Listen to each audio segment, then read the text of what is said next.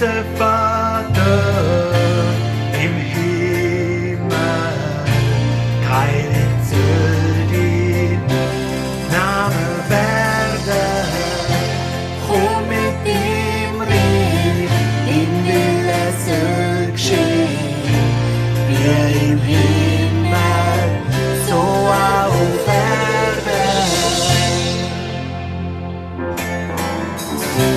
Unser täglich Brot gib uns heute. Du vergibst uns unsere Schulden, wie wir unsere Schuldner auch vergeben.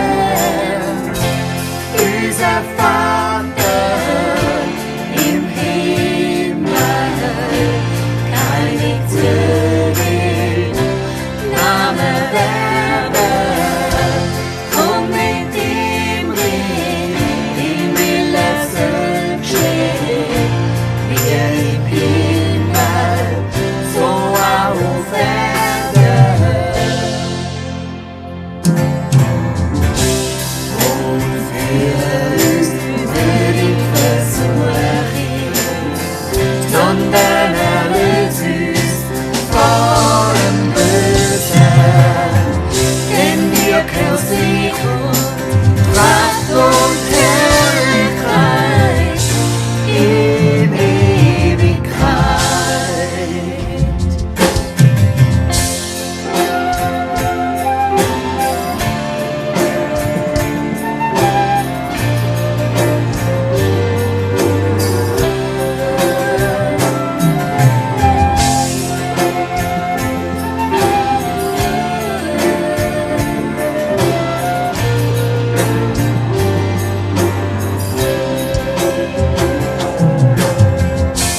Unser Vater im Himmel, heiligt dein Name werde, komm mit dem Reich, dein Wille soll geschehen, wie im Himmel, so auch auf Erden.